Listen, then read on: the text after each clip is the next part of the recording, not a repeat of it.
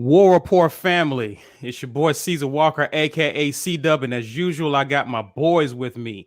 We got Mike G, we got B Will, Ike Jones will be on the show, but he'll be on later. Guys, we got a great show in store for you today. We're going to be talking Auburn as a running back to his roster. We got some guys returning back. We're going to talk the state of the Auburn program, and of course, we're going to talk about the two Auburn players in this year's Super Bowl. It's a great show. I hope you're ready for it, because I am. Without further ado, let's get this tailgate started.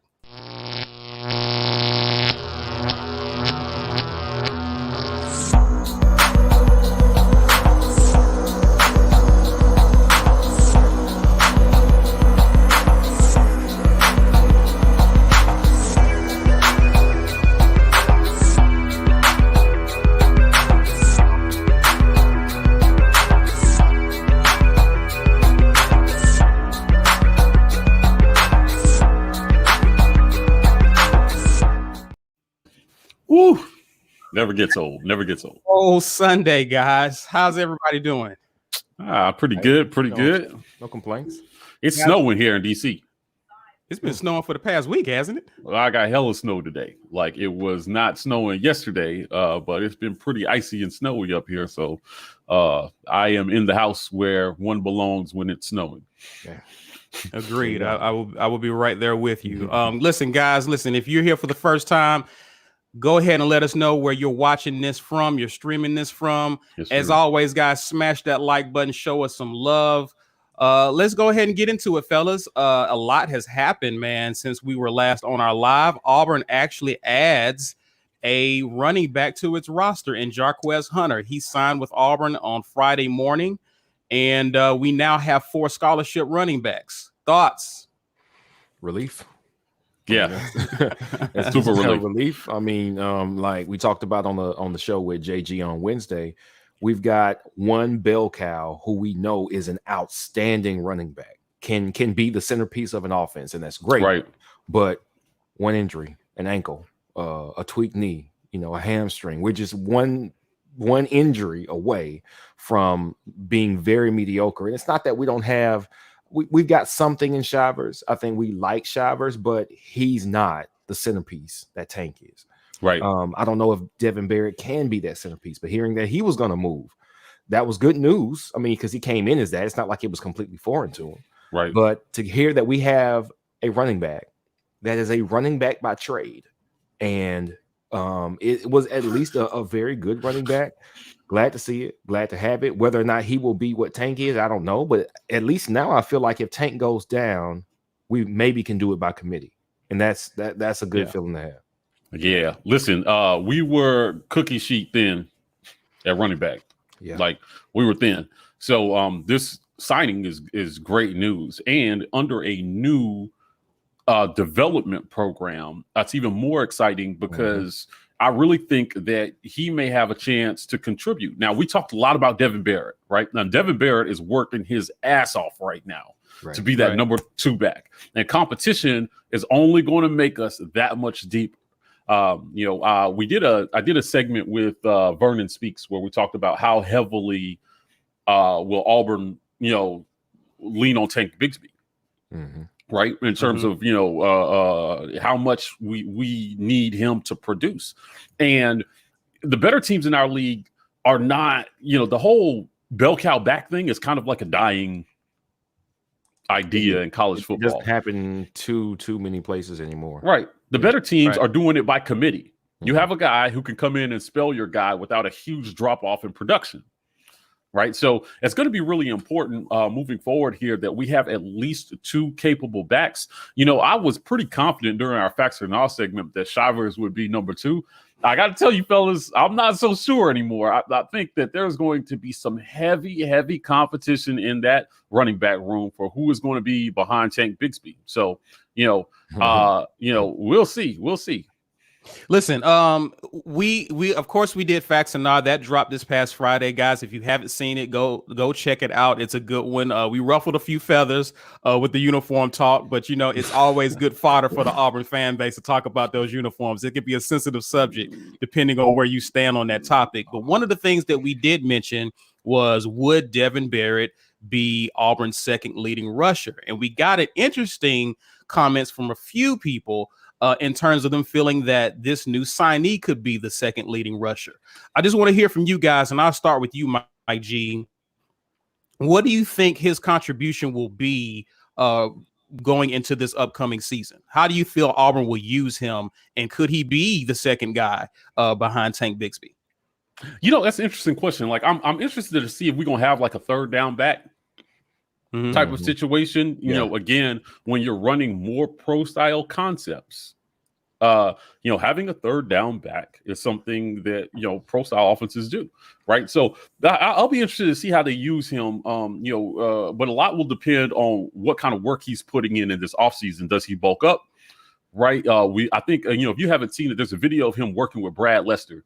And he's working on agility. Hey, Greg, he's working on agility. He's working on lateral movements, and he's doing some interesting things there. Just trying to get ready for the spring, and that's what I like to see. Coach P in the house. Listen, I think that this new coach coming in is going to make everybody super, super competitive, right? Because if your name is not Tank Bigsby, your job is at risk. Right. Let's be clear. Right. Your name isn't Tank Bigsby. You got something to prove. Yeah. Period. Right. So, I mean, I think Devin has just as good a shot as anybody, right? The freshmen coming in, their challenge will be blocking assignments, picking up blocking assignments. It's hard to hit the field if you don't know the blocking assignments, and you might possibly get your quarterback killed, especially since we may be asking the quarterback to stay in the pocket. Right. A lot more this season. So, that will be their hurdle, right? But with the guys who are returning, if they are already a little bit more accustomed to picking that up, and they have kind of a mental head start on the newcomers, I expect Devin to make a splash back there, man. But we'll see. We'll see at the end of the day. Listen, the kid is 5'10", 190, I think is what he measures out. Of course, they're going to add a little weight onto him, so he could turn out to be a physical back. The guy's got a burst of speed. Coach P mentioned his running style. I like his running style. The kid has a lot. To me, what I think is going to come to, as it is with most young running backs, is how much attention to detail do they give to the offense? How much time do they spend watching film? How much time do they spend learning the blitzes, the protections? Because again, you're not going to want to put a running back out there if he can't keep your quarterback upright and safe.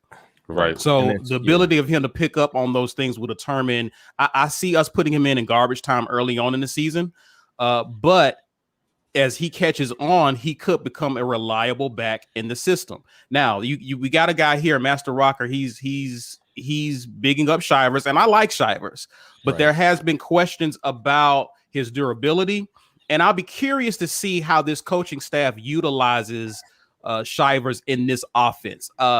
They could utilize him differently than what Gus did, but I just wanted to get your thoughts on Shivers. I know, Mike, as you alluded to, you was high on Shivers as being the second leading rusher, but you're not so sure anymore. Yeah, actually, I want to throw this one to B, because I would like to see Shivers catch more passes out of the backfield and get the ball in space, but that's just me. Yeah, right? And I think that's Shivers he's physical, but to be as fast as he is not as shifty as most backs who are small would be. Shiftier, harder to find, and a little more nimble left to right. He is really, and we talked about this on the show on Wednesday too. He is a straight line runner, but he is also a straight line runner who contact can disrupt his run more so than a back that weighs more, because that's just physics. But so the problem with that is, if you can't change direction very quickly and very frequently, and you primarily are going to be at peak when running in a straight line, then you have to be able to avoid contact, and he's not an avoid contact kind of back. Right. So his runs are really only going to be, if he's running from the traditional running back position, it's going to be as good as the offensive line can get him. And our offensive line has been a weakness for the majority of the last 7 years, maybe except for 2 or 3 years. So the last 2 years, especially, we haven't had a great offensive line. So he has not had the room to be the best back he can be coming from the backfield. And they haven't used him wide as much as I thought they should. They haven't used him even last year in speed sweeps as much as I thought that they would. So I think he's been used incorrectly. And on top of that, he has some slight limitations that he just needs a system or a coaching staff that's going to use him properly. Right. He could be on the field at the same time as Tank with some creativity because they don't do the same things. But we didn't really see that. So hopefully he gets that opportunity. We know he's a physical guy. We know he's not going to run away from contact, and he wants to deliver those hits. And we still need some of that. We absolutely do. So I'm hoping he gets some time and some room to work this coming up season. Again, man, I'm just excited about one of the things that I like with a new coaching staff is hitting the reset button. I'm gonna keep emphasizing that, especially when we get into later segments of this show, how this fresh start, what it means for everyone involved, and for them to be able to prove that they're more than what they were pigeonholed into under the previous coaching staff. And my thing is that with Shivers, we don't really know what the kid can really do because he was only asked to do one certain thing, one type of thing. Right. And so I think that it's going to be interesting to see how these guys look in spring, what they're able to do, if they look different than what we've seen them. It's just something to look forward to. I want to shout out Derek Gunner for becoming a new member. Appreciate you, guy. Derek. Welcome to the War Rapport family. Michael Moore, in terms of Shivers, is like, no, I think he feels really strongly about that. Yeah. Listen, Michael Moore is he's like our he's I won't say he's a ghost supporter, but he supports our content, right? So shout out to Michael. He's got some very strong feelings about the state of the program, and hits me up from time to time, and we go back and forth a little bit on where we think this thing is going, right? So at running back, we used to be running back you. Yeah. Right. We used to be linebacker you too. Once upon a time. Right. Yeah. Right. I mean, and it's just time to, and I just don't trust that the way we were evaluating talent before put the best guys on the field. Right.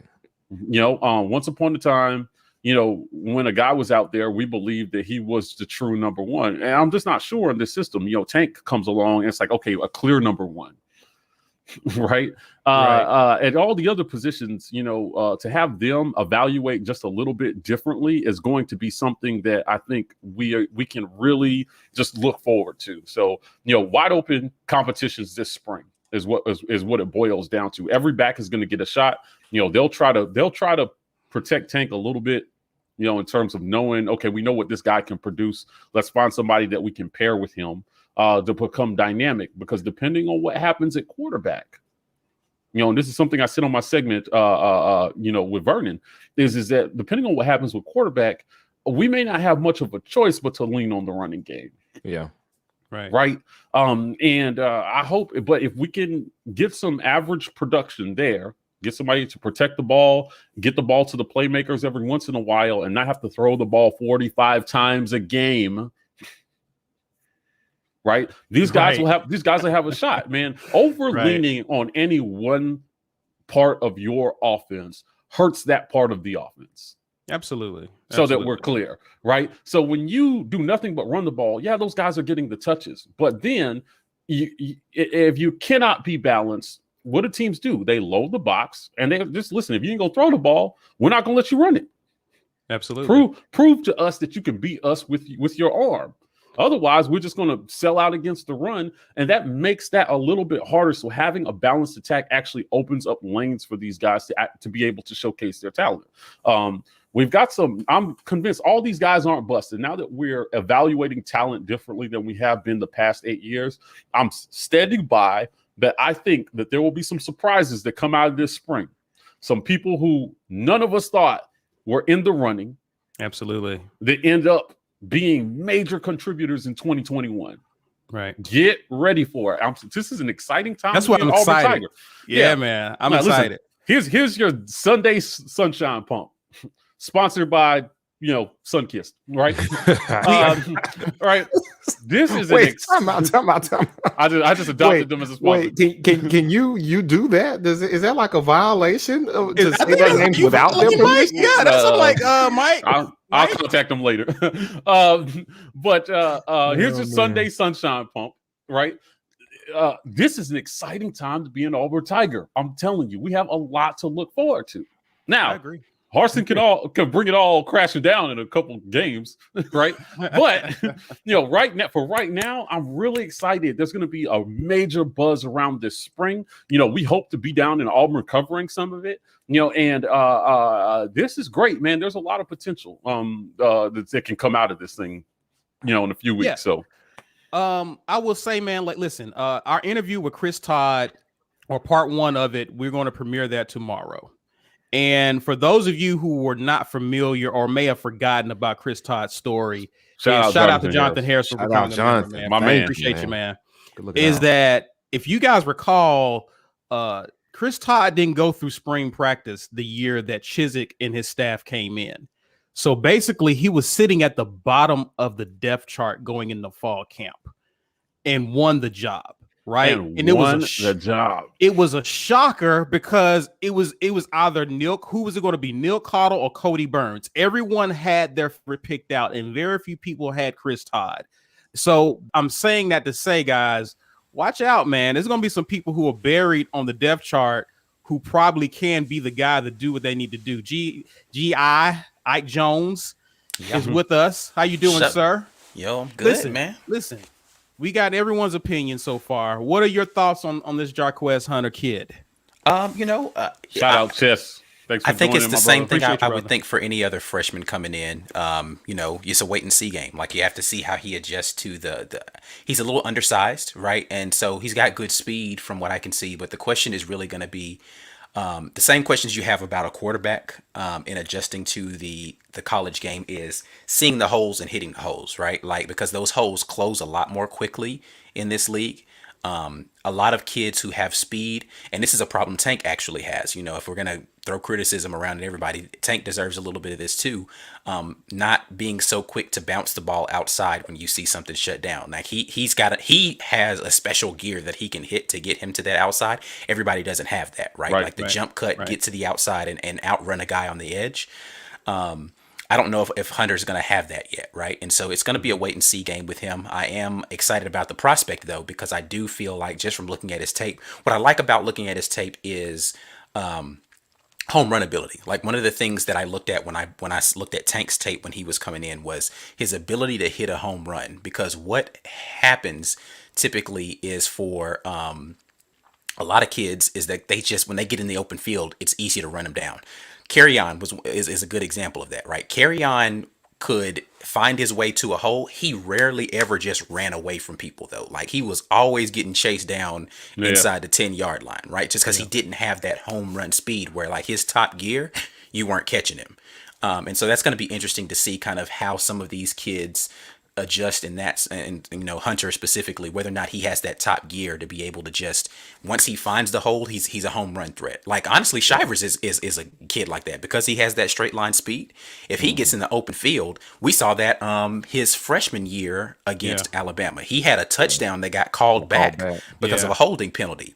When he hit the hole and he was in open field, nobody was catching him. He's got track speed, right? And so it's going to be interesting to see whether or not Hunter's that kind of guy. I honestly think that because it's going to be interesting to see whether or not, we have Devin Barrett come in and actually take enough snaps where they feel comfortable redshirting Hunter, and just now, going with a 3-back, we'll see. But I do like the prospect. I like the prospect. So we have a comment here from Todd, and he mentioned Cody Brown. What's interesting about mentioning him is that Auburn was after Cody Brown with the previous coaching staff. And it doesn't appear that Harsin and the coaching staff is really looking at this kid should he be released from Tennessee. That could change. But I want to hear from you guys. We have 4 running backs. I'm hearing that they want to get a 5th one, which will likely come from the transfer portal. Really? How critical do you think it'll be to get a 5th guy? And do you think they'll be leaning heavily on an experienced back, someone who kind of like what we have from Tennessee running back, Gray, who was released, and are we looking for someone more experienced? Do we think we need another running back, or should we focus on O-line? What are your thoughts on that, guys? O-line. O-line. What about you, B. Will? Yeah, I mean, from our talk with JG, left tackle, maybe that guy's in the mix already. Maybe we have that guy here and he just wasn't properly identified, which is, I mean, talking of everything that we talk about, that talk with JG kind of brought a lot of what we had been picking up from players and what we had been, kind of scrutinizing the program previously about. It's like, what, all this stuff did have some significance. And you see that we had guys on the roster who were either not utilized or underutilized. We had guys that we could have gotten that we didn't even go after because we didn't have a staff that properly identified what we could get that we actually needed. So I'm hoping, and again, Mike G mentioned this in our last broadcast, that we get some guys this year that feel like transfer pickups, that feel like out of nowhere pickups, because they were just sitting on the back burner, and our new staff comes in and dusts them off and say, look, we got a starter right here. Right. So I'm hoping there's a chance that we have that offensive line, because we do have a lot of guys. We got a lot of guys with injury histories as well, but we have a lot of talent, and I don't know if the coaching staff has enough time to figure out exactly what they've got, because you only got 5 spots on the offensive line. You might have a guy that hasn't had any experience that needs to be playing a position, but what if you don't try him out at that position first? What if it takes you a spring and a fall and some games to figure it out? There's just no telling. I do think they go after offensive line in the portal because they know we don't have a stud particular tackle. Right. It's the left tackle is a severe need. So they're going to get somebody. Now, whether that somebody they get ends up being exactly what we needed, who knows? But I do think they're going to make a run for left tackle. There are more ways to evaluate kids than just putting them in the game, though, right? And that's what I hope that this staff is better at. Right. In practice, being able to see who's going to do what, try them out, make the right decision, and then let's just keep it pushing. I do think that they have enough time to do it this spring. Right. They do have enough time to do it this spring. Get these guys in. We almost, the offensive line, they weren't that great last year, but they did make improvements. We got a bunch of people returning. Find some people who can back these dudes up, and let's go. Right. Hit the weight room, get your weight up. I was going to go an hour, but without mentioning strength and conditioning. Although I have to say, everybody take a drink. I need a cup. Hey, I got to say, though, JG did change my mind on Ryan Russell and what was going on there. Thank you. But it did make me dislike Gus even more.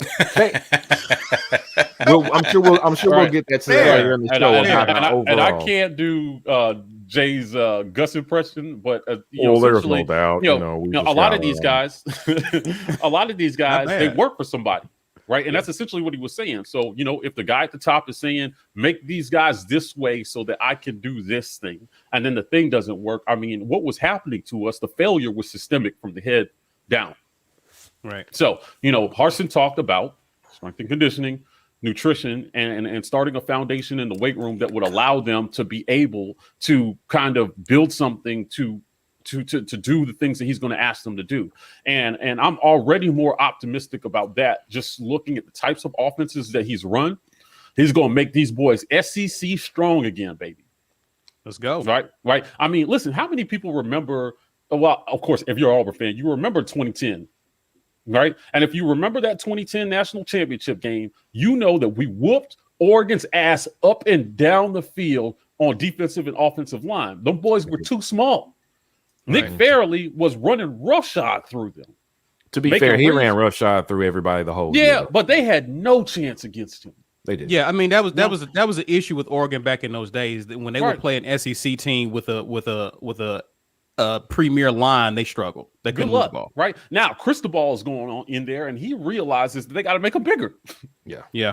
And they're moving away from that, so they might actually have a shot down the road if they just start producing something a little bit different. I mean, what Gus had was like a reverse Captain America machine. They would come in get out and get out scrawny weak, right?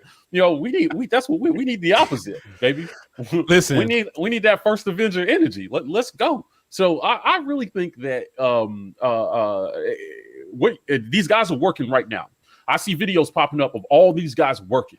This is so important. We're hearing from these players that we're interviewing that the great ones get out and do it on their own. Chris Todd, he said it off camera, but one of the things that he said to us is like, listen, man, during that, when I won that job, if there was something that some guy was doing that I wasn't doing, I was doing it the next minute. Yeah. Because you weren't about to outwork me. And again, this was kind of an off-camera thing, which is why I'll mention it. That competitive, Chris said, Mike, guys, he said, this whole like I get teamwork and I get this buddy thing, but at the end of the day, right? They are always trying to bring somebody in to replace you, no matter how good a season you have, right? So we can be friends or whatever, but let's be clear: the backup, that dude is coming for my life, man. He's coming for everything I got, and I'm not just going to hand it over to him. Yeah, that's that kind of dog mentality we need back in this thing, baby. Like Chris got me. I was psyched up. He was like, "Yo, like, listen, man, I'm struggling not to curse here, but he's saying like, listen, man, these guys are coming for you. They want what I have." And you had a coaching staff. You had a coaching staff that didn't play favorites. So the coaching staff actually. The coaching staff actually encouraged it to a degree to be like, okay, y'all want to fight? Cool. But like, just go ahead and get it over with. Again, they established a culture to where the threat of you losing your job was real. Right. So when you factor those things in, you got to work if you want to play, if you want to see the field. Because coming to a CVS near you, Chase. I saw somebody mention earlier, do we have any news about Dylan Brooks? Nothing specific yet has come out about nothing. What's going like. If you haven't heard, the whole scenario is that Tennessee has to let him out of his national letter of intent, or the NCAA has to intervene and allow him to get out. Right. And neither of those things have happened. I do know that he's a target, but and there's word that he wants to come here. But beyond that, we have not heard anything. Yeah, listen, man. Tennessee needs to go ahead and do the right thing, man. Let this kid out of his there. You guys were handing out money. You had shout out to you, brother. Right? So, yeah, man. Let him out. Well, let's move on from the running back room and let's talk about some familiar faces that are returning. It was reported also this weekend that Grant Loy and Tyrone Truesdale decided to opt back in for the 2021 season. Let's talk about how big of a deal that is. I'll start with you, Ike. I think you look ready to say something about that.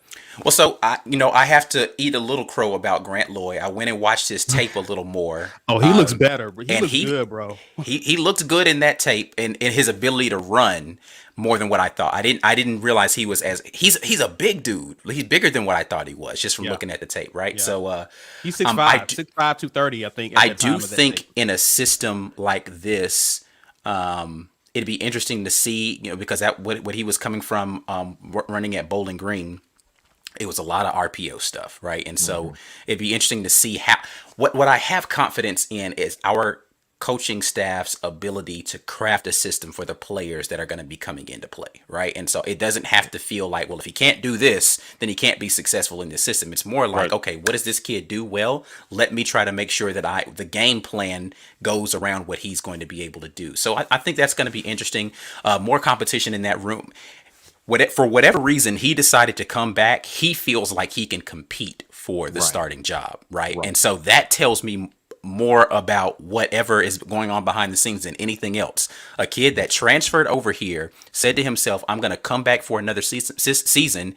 One of two things is happening here. He is like, I know my next job is coach, and so I need to soak up as much game as I can from a new coaching staff and an offensive coordinator that's a quarterback coach, and so I just need to soak that game up for one more year. Or he legitimately feels like I have an opportunity to be the number 2, maybe even the number 1 guy because everybody's got a fresh slate, right? And so one of those things is definitely evident by Grant Loy deciding to come back this season.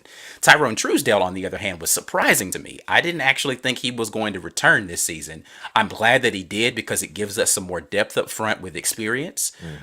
And when Truesdale is healthy and he's playing well, he's not really easily blocked, right? And so we need somebody who can be that zero tech up front. I do think that he actually fits the mold of being able to do that with his size. Technique-wise, we'll see if he can make the adjustment. But I am excited to see him back just for the experience and depth up front of being able to be a disruptor in the front. So, yeah. Yeah, to quickly answer this question, and we'll move on to B in terms of his thoughts. I have not seen any more news about who unless they really was overhyping this South Alabama kid that flipped. Then I don't think it was him. I don't think it was him. Well, because I mean, I don't know who it was. So, like I saw a Mary Flipmas text tweet or something that came out from the director of recruiting. The director, yeah. So I don't know. Yeah.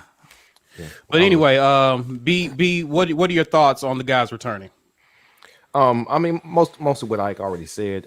Truesdale was honestly a relief for both his sake and our sake because we need depth. We need depth. We have experience depth. He's already up to physical playing standards in the league. He's got game reps in the league. That is a win, and I think it bolsters. It gives him a chance to improve his stock going into the NFL because he wasn't there. The defensive line last year was it underperformed, and I still could not tell you whether that's a product of the talent or the coaching. But at least we get to answer one of those questions by him playing another year. We'll know whether it was one or the other after he has a full year under a new staff, an experienced staff. So that's good for him and good for us. With Lloyd shocked me because I'm thinking, like Ike said, more than anything, it says you are actually going to be fairly evaluated on whether or not you should be the starter here. Right. That's a win for us as a program because that means that was not happening before. And the fact that that's happening now gives me relief and confidence about what our head coach and coaching staff will be doing with players going forward. However,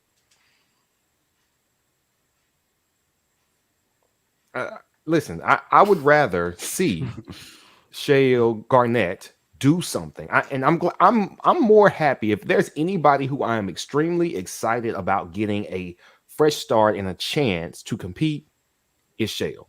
Because listen, I've seen enough of Grant Lloyd, and it's not that those few snaps he got in mop-up duty, for Gus was groundbreaking or that was in the entirety of what he's capable of. But do you really? I mean, if he was primarily an RPO quarterback, do you think that's what Harsin's going for here? Right. No, I mean, he was. No, so let's be clear. He was primarily, and again, I'm evaluating this based on a highlight tape, and I caution anybody for making their player evaluations on a highlight tape. Agreed. But the throws that I saw him make, his fundamentals were solid. That's what stood up to me. That's what stood out. He stood tall in the pocket, and he was delivering an accurate ball. Stepped into the pocket. Yeah, oh my goodness, was Great he stepping in like press. he would climb the pocket, come forward in the pocket to deliver the pass. I saw him go through progressions on stuff, and so again, that's encouraging to me. So I again, do not make it a player evaluation based on highlights, right? Because his statistics show he's also prone to turn the ball over, right? Yes, and so as much as I like his pocket presence and his awareness, he was also throwing the ball to the other team, right? And so I don't know if that's indicative of just, I don't know. Again, I'd have to go and do more evaluation. So don't take this as a glowing endorsement of Grant Lloyd. I'm just saying that when I went and looked at the highlight reel, I was encouraged by his pocket presence, his fundamentals and his footwork, and his delivery of the ball. And he also was able to get outside of the pocket and run a little bit more than what I assumed that he was able to. Just from the small sample set that I saw him coming into our games. And I was just like, why is this kid here? So yeah. Hey, Mike, I'll tell I'm gonna tee this up for you. We know where your heart is, and I think O'Neal Ridgeway feels the same way. What are your thoughts on DD? What up, DD? Listen, JG agrees with me on this one. We talked about it on his live cast on the Brain Drain last night. But listen, man, hide your kids, hide your wife. Demetrius Davis is coming for everybody. I mean, I don't know how else to say it. He's coming. And I think that Lloyd has a negative 100% chance of taking a single snap in 2021. Negative 100%. Yeah, I mean, 100 is off the team. Yeah, that's negative 100. Exactly. He'll be holding the clipboard next season, right? And hopefully helping us get some play calls in or something. So he's going to have on shoulder pads with the baseball cap on. Yeah, I'm sure he looks great in a headset. But it's going to be. This going to be. I'm excited about Davis. I really am, and I hope that we're in a situation now. Listen. What I think his presence does is that it lights a fire under everybody's. But even if he doesn't win the starting job, I want to believe that it's going to be because he pushed Bo to be the best Bo, so that we are in a much better shape as a team. Having Bo, ascends, Bo goes Super Saiyan, right? And Demetrius Davis is right on his heels. That's what we. Either way, no matter who wins the job, I hope we have depth at the end of spring at quarterback, and we don't have to feel like the season is going down because Bo went down. So, a lot of people get in their feelings about Bo. I'm gonna let Ike get up on his soapbox about it later, right? Yeah, but like, at the end of the day, please let me talk this. Yeah, listen, players, it's not personal with these guys, right? Like, we're evaluating play, and for the most, and sometimes we're wrong. I don't make a habit of being wrong, but like, sometimes we're wrong. I hope that we're wrong when we have negative evaluations of some of the things that they do, though. Or we hope that the coaches see what everybody else sees and can get in and fix it. That's all I'm saying. So, like, I know we do I did want to run through a few housekeeping things really quickly. Exciting times at the War Rapport. If you didn't catch the collaboration we did with Vernon Speaks, I encourage you to go over to his channel and check that out. But is that live already?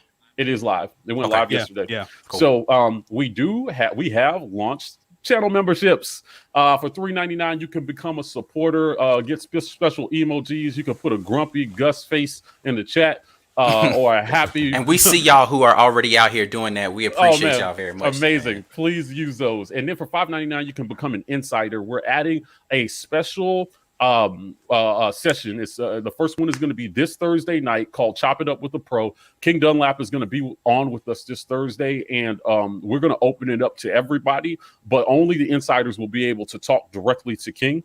So if that's something that interests you, I highly encourage you to sign up. We do have the merch store. Ike's got his hat on. I got my Fearless and True hoodie on. If you guys want to support us, somebody had a mug earlier. I saw it was I. Please do that. Please do that. So visit that merch store. And also we have our GoFundMe. If for some reason you don't want to do any of this, but you want to give a one-time donation to help us continue to grow and bring you more content, please visit the GoFundMe. That's in the About section of our channel page. And then tomorrow, as we've been hinting for weeks, we have the Building Rapport series. It's part 1 of our interview with former AU quarterback Chris Todd. Right, Chris showed us a lot of things, man. This is one of the most interesting interviews that we've done yet. He got very technical, and he honestly changed my mind about what it meant to be a quarterback in Gus's system. Not gonna lie. Right, like I came out of that interview with a very different understanding of what quarterbacks are being asked to do under Gus. Right, so that's tomorrow at 10 a.m. If you get a chance, obviously you have to watch it at 10 a.m. But we're looking forward to you getting the feedback on you. Part 2 will drop next week. It was the longest interview we've done, so we broke it up into 2 parts. Right. Listen, and also too, that's why we do these Building Rapport, so that we can educate not just you guys, but we're educating ourselves about football. Again, the whole goal is edutainment. Of course, we're entertaining, we laugh, we crack up, we talk Auburn football, but at the end of the day, we want to become more smarter football fans. When we're watching the game, we know what to look for, we know what to watch for. So that's the whole purpose of Building Rapport. Make sure you guys check that out. Now, guys, let's talk about it. The coaching staff is complete. Signing day is behind us. Of course, you got 1 or 2 guys, still 2-3 guys left out there that Auburn may bring through the transfer portal. But for the most part, it's about winter workouts and looking forward to spring. So I want to talk about state of the program, where Auburn stands with a new coaching staff. It looks like, according to 247, we are 27th. Recruiting class, could move up a little bit more with the few additions. Yes. Just want to know, guys, just what are your thoughts about Auburn and where it stands going into the season? And are you either optimistic and different, or a little negative Nancy about where things stands? I'm gonna start with you, B. Will. I think I'm incredibly optimistic, which is not normal for me. I mean, I don't know if it's just been the last 4 years under Gus it's taken something out of me, man. Like this, Gus's tenure was 8 years, right? And as fans, I was a serious fan once I got to Auburn in 2002 as a college student. And so it's been from 2002 to now. So 19 years, and 8 of those were Gus. And the eight where I had the most understanding of what was going on was when Gus was coach. And man, it's been rough.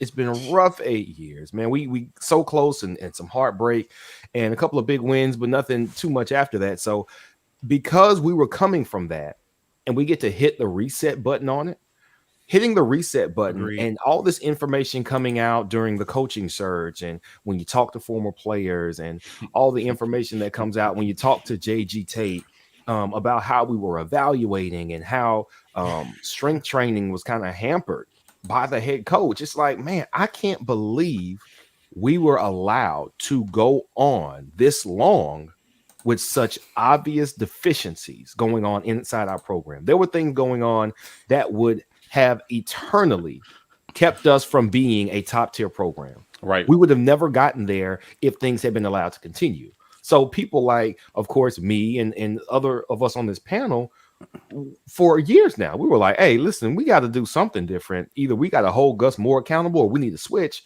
And then it just hit a fever pitch. But now I'm thinking, man, we are behind in a lot of ways. We are a good 2 years away from building strong momentum as a program to where we can be a self-sufficient, not waiting on a big defection from somewhere to get a good guy. Like, I think we're 2 years away now from what we have in place from going, we want you.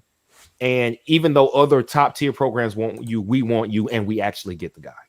I think we are getting there from, hey, you're a 3-star. It doesn't matter. We like what you can do. And now you're going to leave here as a first, second, and third round pick. Like, I think we are finally at that place at a program. And we were so behind the 8 ball that it makes me sad that we were back there, but I am extremely excited that what we have in front of us is an opportunity to hit reset and to turn into the program that we always wanted to be.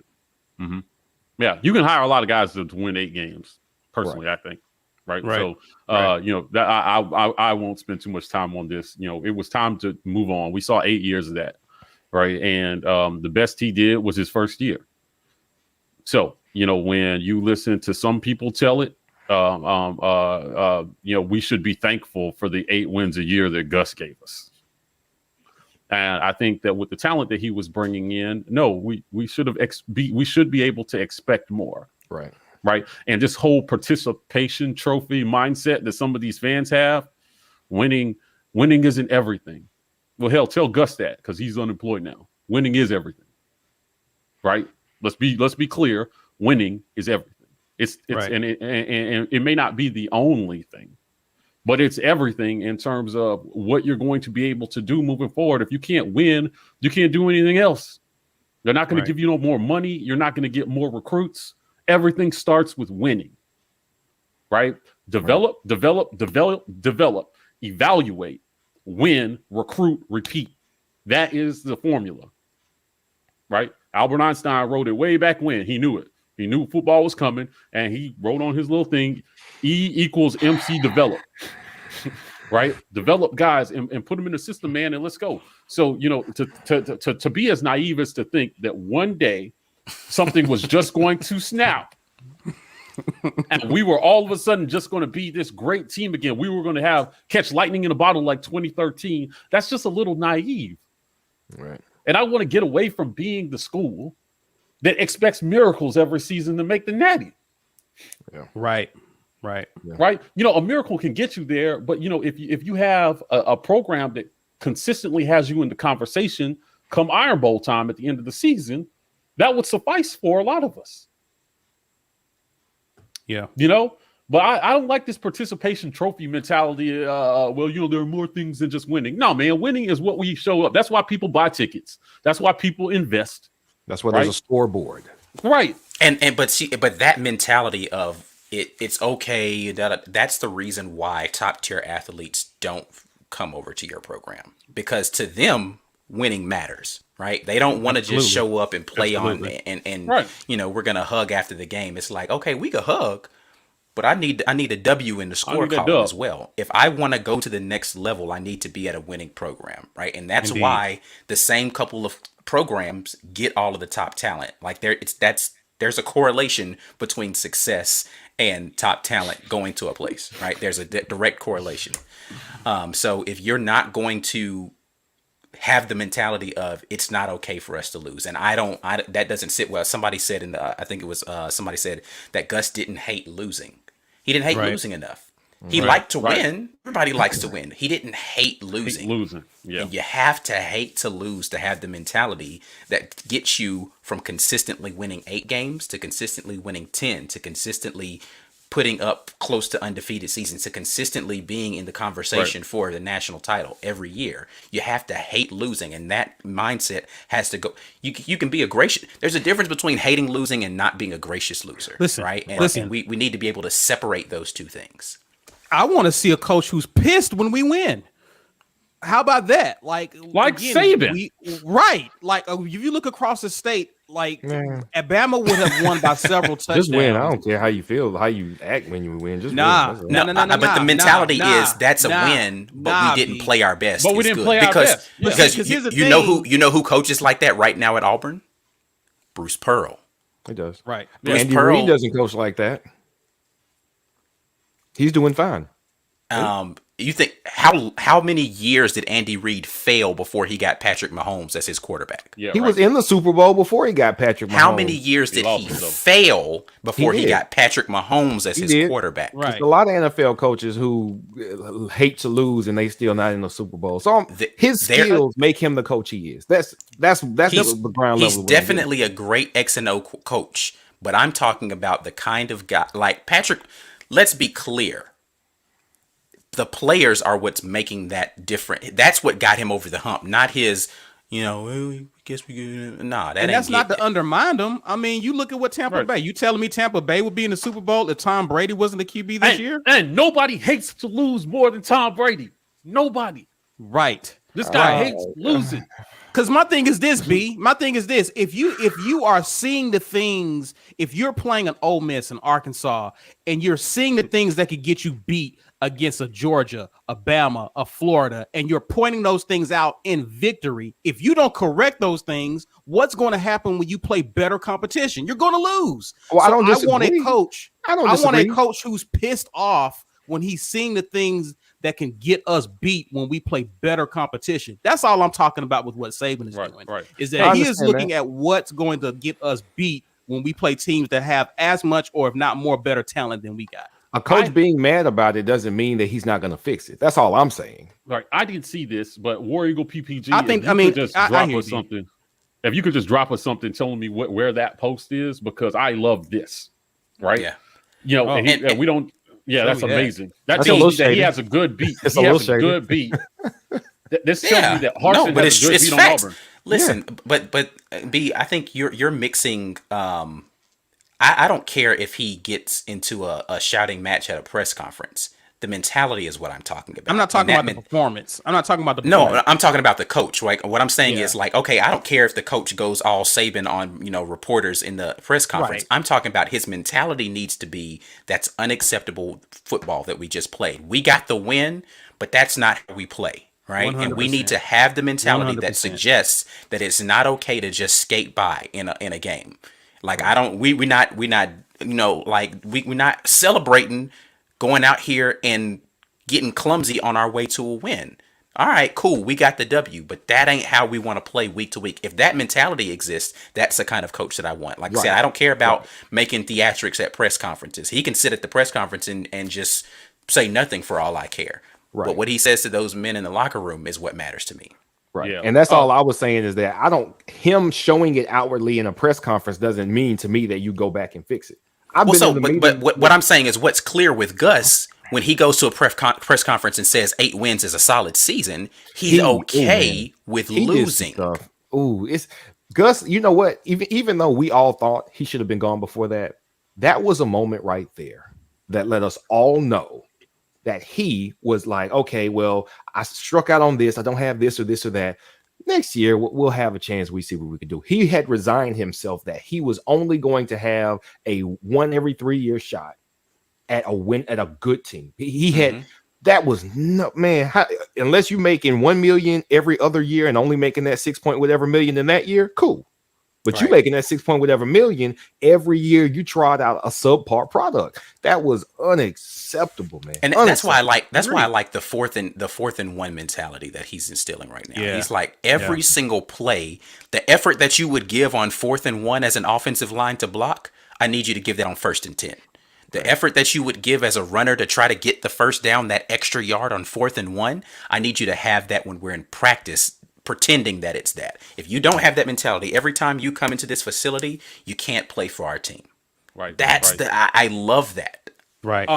There's one, Caesar, there's one comment here I kind of want to address to go back to. So Felix, shout out to Felix, man. He's usually here every week just kind of talking to us. So I just want to make sure I understand what he's saying here. But essentially, I think he's saying before Gus as either OC or head coach, when have we been in the conversation for it? Okay, go ahead. You go first. I want and then tag me. So technically, I would say that too, guys. I would say that 2004 counts. Absolutely, right? Because politics kept us out of that 2004 national title game, and I'm not saying we would have beat USC. But But they ended up vacating that title anyway. Right. And when you talk to we've interviewed 5 players from that team already. The mentality they had. I love Felix. Right. Like I would just say, at the end of the day, right. When if you want to talk about it, when did we make it? Didn't have, Chris Todd talked about Cam Newton and Nick Marshall. And he talked about what freaks of nature they were. When did we get close? When he didn't find lightning in a bottle, right? A freak of nature quarterback, to take us there. I think that Gus's downfall was he didn't want to admit that his system needed a dynamic athlete at quarterback to make this thing go. Right? The only 2 years that we made it, we had a once in a lifetime athlete in Cam Newton. That's it. Right. And look at the fall off after that. That's more indicative to tell you that it was more player than coach. Same thing in 2013. Look at the fall off after he caught lightning in a bottle with a couple of good players, but the development wasn't there. So I think if I'm understanding Felix correctly, I get that some people like to Gus. Right. But but I don't think that it's good enough to just say, we made it we got close every once in a while under Gus, not with the type of talent that we have. Right. And we didn't even, and just to make my stance clear, I'm not even saying that we needed to win it every other year. That's what I'm saying. But to consistently not even be in the conversation in the in-between years, because you're talking about 2 years since 2010 out of 10. Yeah. To even be in the conversation at the end of the season, and you want to count 2017, that was an even bigger failure if you ask me, because a win against a team you already beat and you're in the playoffs. That's tough though. That's tough. And we got run off the field. That's tough. A second win against a really good team. I agree, but we got run off the field in the rematch. We did. Let me say this. I'm not going to go as far as to say Gus sucked. Okay. I was not a fan of his. He was an okay coach that could get you over the hump occasionally. Right. If you're telling me that that's enough for you as a fan, then I can't argue with you about that. Right. Exactly. I'm saying it's not enough for me. I want to be in the conversation often, not occasionally, often, if not every year. Say with your chest then, Ross. Right. So again, I'm not telling anybody what their standard should be as a fan. I'm telling you mine personally is I feel as if there is a level that we can go above that. Am I saying Brian Harsin is the guy that's going to bring us there? I don't know yet. But what I do know is I like his mentality. And what I do know is I dislike the mentality that Gus was bringing. So I can say definitively, yes, Gus Malzahn had some success. But if just having some success, like if you want to be an average person, then yeah, go ahead and do that. Just don't do it as the Auburn head coach. Do it somewhere else. Not the head coach of the team that I root for. That's all I'm saying. I'll chime in with this is that I'm not going to take away Gus's success. I'm not going to do that. Yeah, again, I'm not pulling on that. I'm just saying it ain't enough for me. Which is it? But what I'm saying is that what we have seen good coaches do throughout their career is that they adjust, they adapt. They evolve. Gus Malzahn, with his success, refused to adapt and evolve. And when you don't change, you go stale and you die. And that's what happened with Gus Malzahn. Right. He did not evolve. Go ahead, Mike. Before B puts his point in, I just want to say this, right? Like, if you want to bring up the things that he did accomplish, I don't think that you can talk about that without talking about our total record versus our top rivals. Right? Absolutely. We have an overwhelmingly losing record against all the teams that have won national titles in that stretch. So if you're saying that finishing behind these teams consistently every year is good enough, I would just argue that the people who hold the purse strings would beg to differ, which is why they paid $21 million to get him out. Because you can hire a lot of guys to come in here and go over forever against Georgia, LSU, and Bama. Right? Yeah. Now, he did beat Bama a few times on some miracles, but that's what we're trying to move away from. We don't want to have a miracle to beat Bama, man. I want to beat them soundly one year. I will disagree with you here. Whenever he beat Bama, it was never a miracle. 2013 was not a miracle. It was a tie game. and we had soundly moved the ball against their defense. That ended the game. We could have beaten them on a regular play in overtime. I mean, listen, we beat Bama soundly that game. It was just a very dramatic finish. We beat Bama in 2017 that was a miracle. Soundly. The game before the prayer and Jordan Hare was a miracle. That was a miracle. That wasn't Bama. That was Georgia. Yeah, I'm just saying we beat Bama. Yeah. I'm talking about versus our rivals, our top rivals. Right. No, Georgia, that was pure luck. That was dumb luck. That probably won't happen in another 10 years of college and pro football at the same time. Right. Yes, that was lucky. But he beat Bama soundly when he beat them. I don't want to take that away from Gus. However, like you all have said, are those wins worth keeping him being an underperforming coach? Our record against Georgia, both home and away, is abhorrent. It was embarrassing how much we had been getting handled by Georgia, no matter where we played them. The only exceptions were a very good 2013 team where we needed a miracle, and a 2017 team, which, don't get me wrong, we were a very good team, a rematch, and we were apparently one play away and a lot of coaching away from that completely being the opposite. And honestly, it feels like it lessens the victory that we had in that regular season when you get embarrassed in the championship game. It's like, dang. Well, we would have gotten embarrassed. I'm glad we didn't make that playoff because we would have run off the field in that playoff. Depends on who we see. Depends on who we see. Yeah, I think if we had played Clemson the second time, I think we would have fared better. Yeah, I don't think we stood a chance in that playoff. That's just my personal opinion. Not the way we finished the season out. And the argument that I make over and over again, and I'll let you get in here, Caesar, is that my issue with Gus, I think what exacerbated my frustration with Gus Malzahn was how much money he was being paid to be average. Yeah. Like, I can't get over the number. He was the sixth highest paid coach in college football. He consistently had recruiting classes that were in the top 15 to 10 in his tenure. The lowest was 12. The lowest was 12. Okay, so the lowest was 12. So he never had a recruiting class lower than 12 and consistently finished outside of the top 20. I just like those two equivalencies. I can't get past those two. Right. You recruit these great athletes, you bring them in, 30% of them leave before their senior year and transfer somewhere else. Right. You're getting paid as a top 10 coach, but you can't produce consistently a team that even sniffs the top 4. That's a problem. Right. In the world, yes.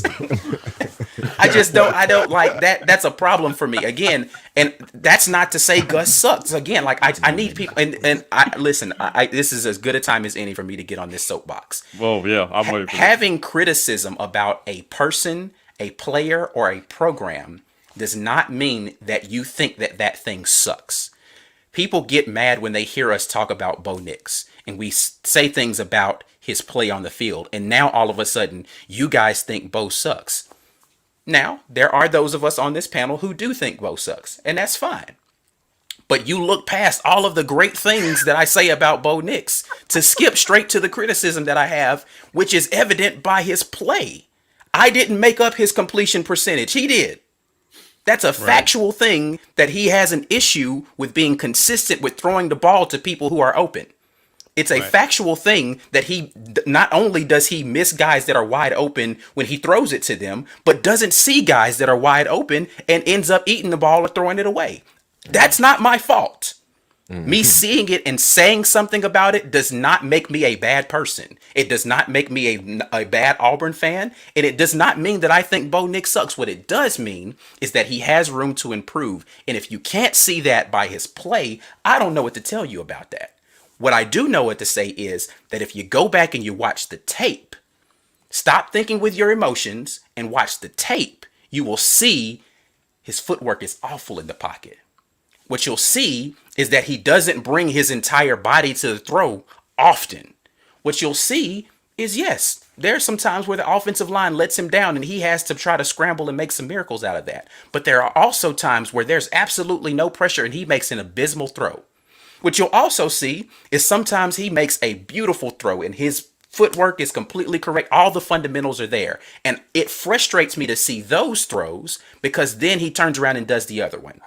You're going to see him make what is probably one of the better throws you will ever see a quarterback make when he hits Sal Cannella in the Iron Bowl in his freshman season for a touchdown. He puts the ball 1.5 yards out of bounds where the only guy is going to get it is your tall tight end stretching out. That's a beautiful throw on the money on a rope, right? But you'll also see him in the Georgia game miss a guy 2 feet from him on a swing pass that could have put us in a position to win that football game.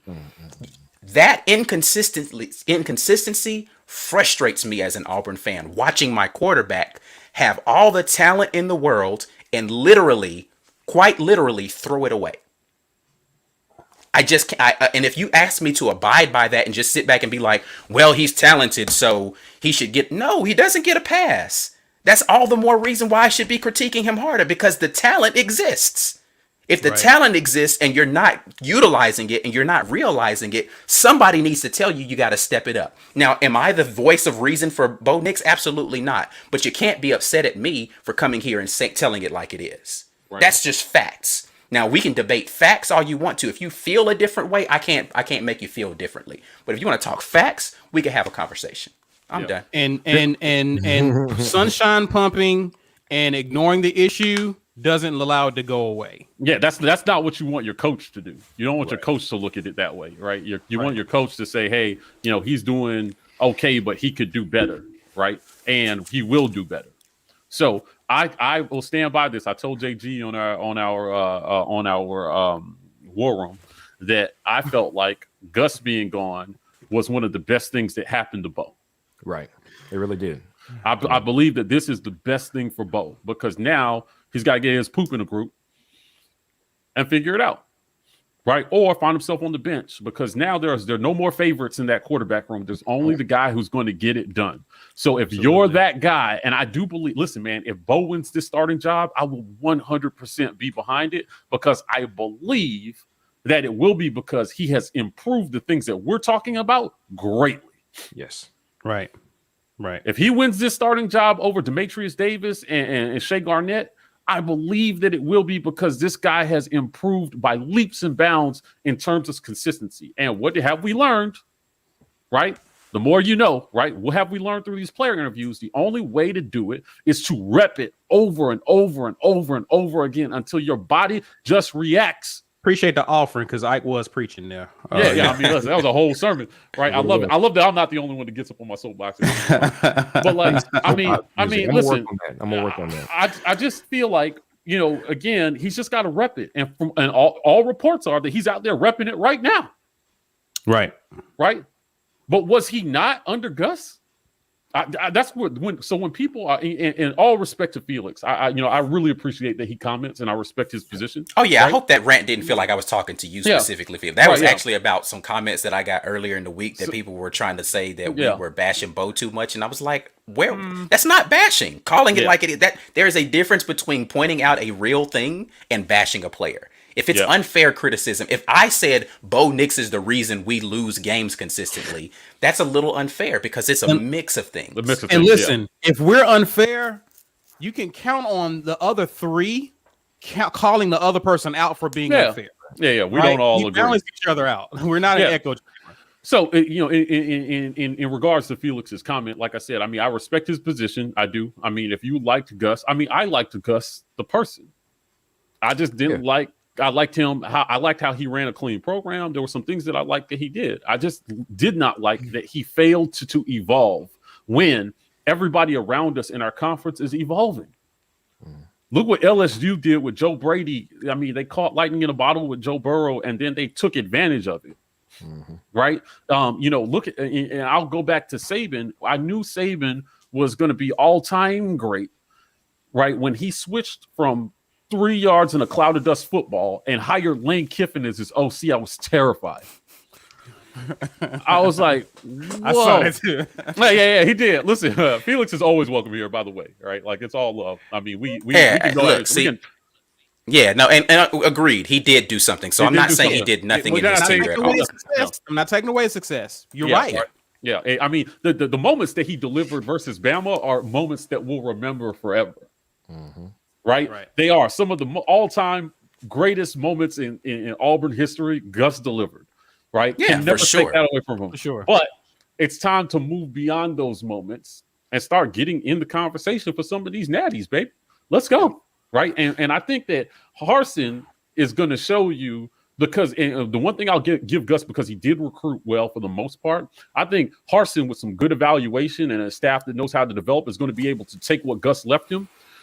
Despite how everybody thinks this recruiting class ended up. I'm telling you, there was a ton of talent from the 2019 cycle that never saw the field. And we're going to see these guys, and everyone's going to be like, oh, we're so shocked. Auburn is good this year. And we're going to be sitting back like, well, it shouldn't be a shock because the talent has been here. It just has, right? So, let me talk about this. Ches Rockwell, does Chad Morris not shoulder any blame? Wasn't he a QB whisperer too? Absolutely. I don't think that there's a person who is on that staff who is directly connected to quarterback play who should not shoulder some blame. With the caveat that if you want to bring in the whole COVID excuse for poor play, Chad Morris had the least amount of time to be able to work with Bo Nix on anything in the offseason. So Chad honestly never got a fair shot at Auburn. Let's be clear. He barely got a chance to install a new offense. He didn't have an offseason program, right? So most of it was cobbling together some of what players already knew under Gus's system and him trying to call those plays and figure out how to fix things on the fly. So a lot of the critique that people give of Chad Morris is the only person on this entire thing that I'm giving a COVID pass to. Right. Nobody else get a COVID pass. Chad Morris gets it because he literally came here and then had no spring or really an abbreviated fall I give to Big do Nell anything. A little bit of a pass. Who? Yeah, listen. Big Nell, actually, the line got better. I give him a bit but I'm saying as far as people who are directly responsible for things that we saw not improve, Chad Morris is the only person I give a COVID pass to about that. That's it. Everybody else has either been there before, and there's no. Bo Nix could work on his criticism with him because some of the play calling in the bowl game, like him asking Bo to throw it a lot, it was over. But my point is this: is that Bo Nix could have worked on his fundamentals in the offseason. That has nothing to do with Chad Morris. Sure. Strength and conditioning is actually something that players can take on themselves in the offseason. Though they can't go through the program, you can go out there and run anytime. You can get your wind up whenever you want to. There is no day that exists that you can't do cardio, right? So if you come into the season and you are winded all the time, that's something personal that you decided you didn't want to do. Or you go work with the guy. Right. Because you could have done those things. You could have done okay, they shut down the facility. What does that have to do with you going and running some timing routes with your receivers anywhere? There's open field everywhere. You need a football and two guys, right? So Chad Morris, literally only guy that gets a COVID pass from me. Everybody else, I'm sorry. You got what you kind of deserved in the results because you decided that you wanted to make the opportunities that were in front of you. You didn't take advantage of them. Right. Well, listen. And everybody else had to deal with that, right? Like there was no other. It's not like COVID only struck Auburn, Alabama, right? It was a global pandemic, so everyone had to deal with that. So that can't be an excuse for your program. Right. I agree with this comment. Right. Yeah. Correct. I'll agree with that too. Playing up to your potential, and if anyone believes that our potential was realized, then we have to have a conversation about what you felt like the potential of the team was. Right. For sure. Listen, what were you about to say, B? Did you have a point? With everything that we could put on a lot of the assistant coaches, really, man, everything comes back to Gus. Everything goes back to Gus. To know that Ryan Russell was like, hey, Again, not that he necessarily was, but that it was possible that, hey, Gus, listen, I can bulk these old linemen up. I think I can make them a little sturdier against it. No, if I want my guys to be able to pull a certain way, or I need them to be nimble enough to do this, then don't worry about that extra weight. And then we got old linemen going down left and right. Well, hell, what are you supposed to do? Now the QB play suffers, the running back play suffers. It's because the coach made decisions or hired people to make decisions in terms of Herb Hand, which was a lost 2 years for us as far as the line recruiting. And even though I thought JB Grimes was better, we may have been having some of the same issues, which is the guys who can be best for us you don't like or you don't want. So we turn them away. When honestly, I can't believe that we were ever in a position to turn away talent here with what we've seen at the O-line position over the last 4 or 5 years. And it really makes it hard to put this on players. And even like we're saying with Bo has the tools to be an amazing quarterback. If he has not been one, there is one person who is accountable for making the things around him, making sure those things are suitable for him to have success, or can hold him accountable to ensure that he improves. It's all on the head coach. It's the reason he gets the blame. It's the reason he gets the big bucks, is because that head coach can decide how everything else goes. And as down as we've been on some things that we've seen, the right guy got the can for how we have been going. And that is the moral of the story for me. Listen, we can talk. We can keep talking about Gus, and it sounds like all four of us are optimistic moving forward with what's on the horizon as it pertains to spring. 100%. Some new faces, new offense, new philosophy, just a reboot of our program. We got the $91 million football facility that was approved over the weekend. I'm excited about that. That's going to help moving forward with recruiting, but I'm just excited about better play on the field because that's going to help recruiting as well. It's, to Mike's point, it's a good day to be an Auburn Tiger. It's good to be excited about the program and the future and where we're headed. Speaking of where we're headed, let's talk about this Super Bowl, man. It's Super Bowl Sunday, and we got 2 Auburn Tigers.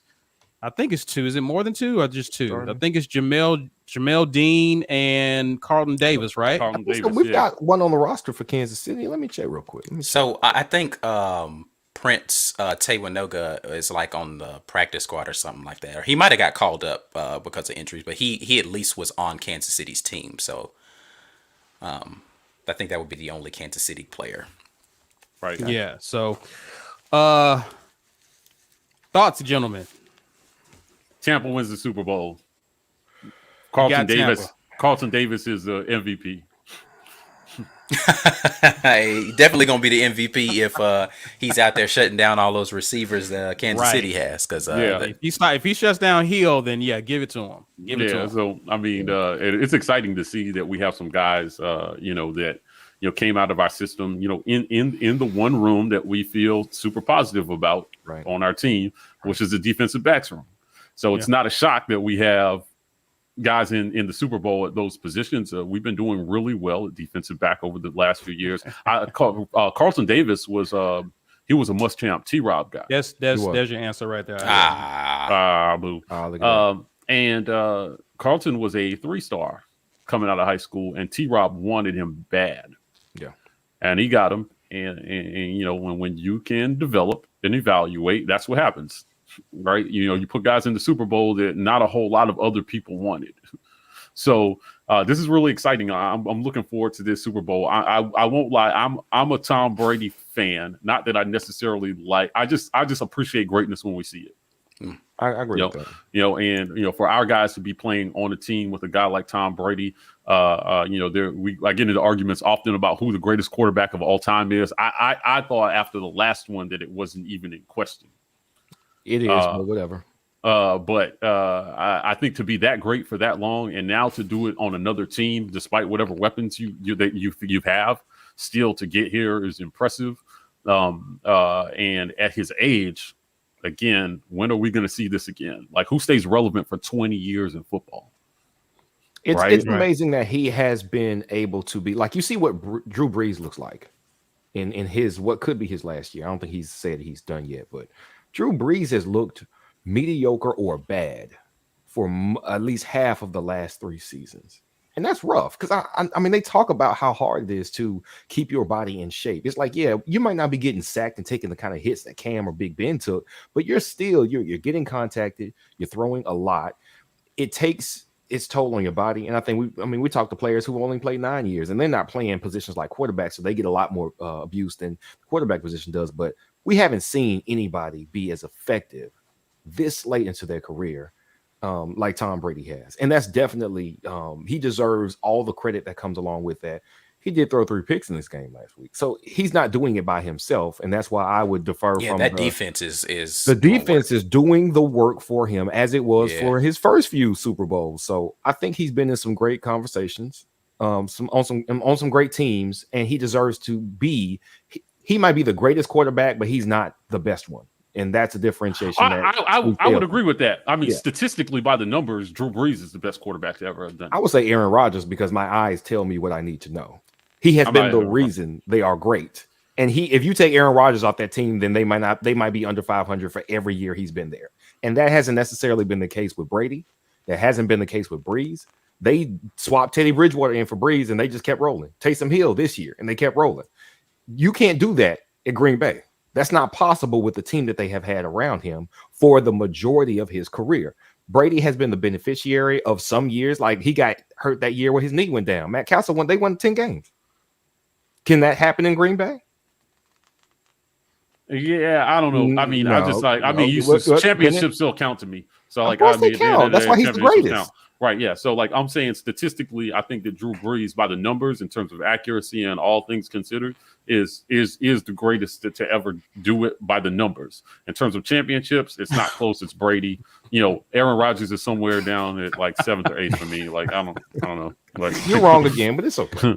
Drew aged like a banana. That's funny. That's funny. Yeah, I mean, it was tough. I mean, Father Time, they say, is undefeated unless your name is Tom Brady. That's true. Right, or LeBron James. Right. Yeah. I mean, there's just only, and you know what?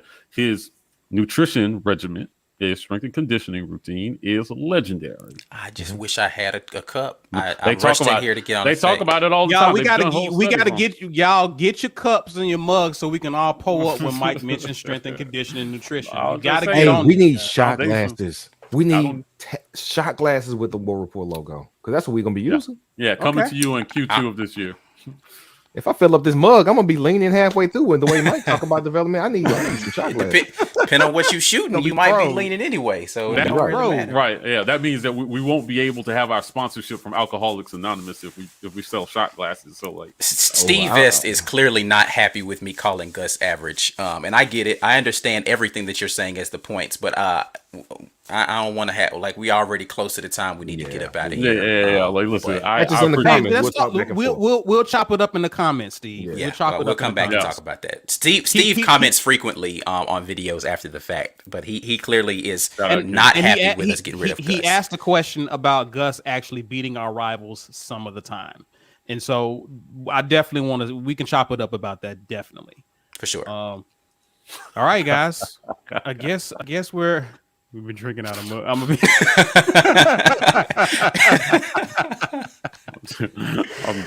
I'm dead. Oh wait, Caesar. Before we get out of here, I just want to do some quick housekeeping. Somebody asked again. I think from Facebook, how can they join? So be sure to cover that. Yeah. So again, we have 2 levels. You can be a supporter. You can be an insider. If you are on YouTube and through YouTube, right? Right. Yes, it's on YouTube. Right. If you are on an iPhone, you cannot sign up from iPhone. You have to go to a computer because the Apple is lame and wants another 30% to process payment. So you can still enjoy all the perks from your iPhone. You just have to sign up on a computer and then the perks will appear on your iPhone app. If you are on a Droid, you can sign up from your Droid. So please jump in here. We got Chop It Up with the Pro coming on Thursday with King Dunlap. If you are an insider, you will be able to chat directly with us. King will answer any of the questions that you guys have, particularly around offensive line and play and what to expect, right? So we're looking forward to that. You guys can also hit that merch store to get those mugs and drink bourbon every time I mention strength and conditioning. The GoFundMe, of course, if you just want to give a one-time donation, and please check out this interview with quarterback Chris Todd tomorrow at 10 a.m. I'm looking forward to hearing the feedback that you guys have on what's said through his interview. It was a long interview, so we split it up fancy. into two. Right? Johnny Black Walker, label. Black label. Wow. We ain't all label. Gentleman Jack. That's my favorite. That's my drink. Appreciate the support, guys. You said something about Vernon. Go check out on his channel. We just had a collab with him over on Vernon Speaks Sports TV.